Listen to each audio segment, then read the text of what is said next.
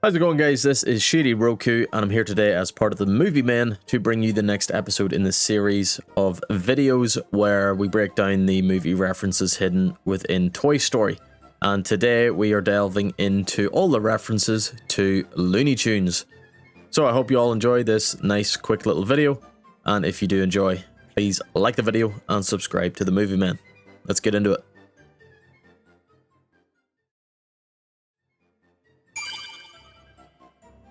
Once Woody arrives in Sid's room and sees the mutant toys for the first time, he becomes petrified and runs to Buzz, climbing on top of him in this funny pose, which I've seen compared to an old 1943 Looney Tunes short called Wackiki Wabbit, in which a pair of hungry castaways try to eat Bugs Bunny for food.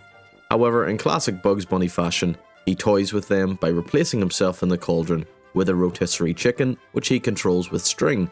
And so when one of the men tries to stick his fork in the chicken, Bugs screams, "Ouch!" which startles the men and results in the skinnier castaway jumping onto and wrapping himself around the stockier one. Likewise, the lankier Woody climbs onto the thicker Buzz out of fear, and although the poses are slightly different, I think this is only due to the difference in sizes between the toys, as manipulating proportions to achieve this type of pose would only really be possible with 2D animation. But again, another cool callback to old cartoons hidden within Toy Story. Whenever Woody and Buzz are first brought into Sid's house, he steals his sister Hannah's doll and modifies it to have the head of his pterodactyl toy.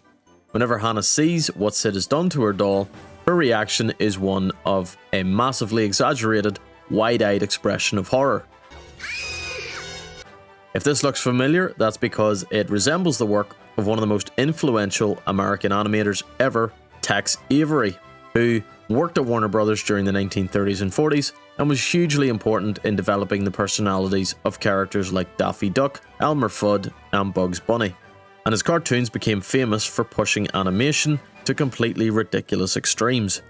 He later moved to MGM, where his style became even more extreme, and where he created famous shorts such as Red Hot Riding Hood. His philosophy was one of complete exaggeration. So, for example, a character doesn't just look surprised, their eyes might bulge out of their heads, their mouths would stretch across their faces, their bodies would distort, and their reactions would become completely absurd.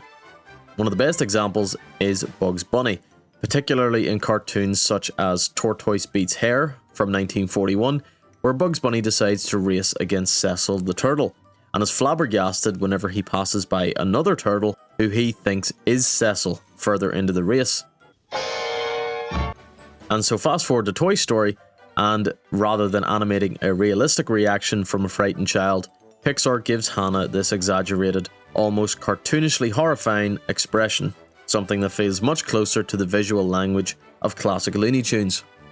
In these old Tex Avery cartoons, certain lines would be exaggerated further by extreme audio spikes, making it louder than any other part of the cartoon, just like in Toy Story, where Hannah's scream is noticeably louder than the rest of the movie. Hannah!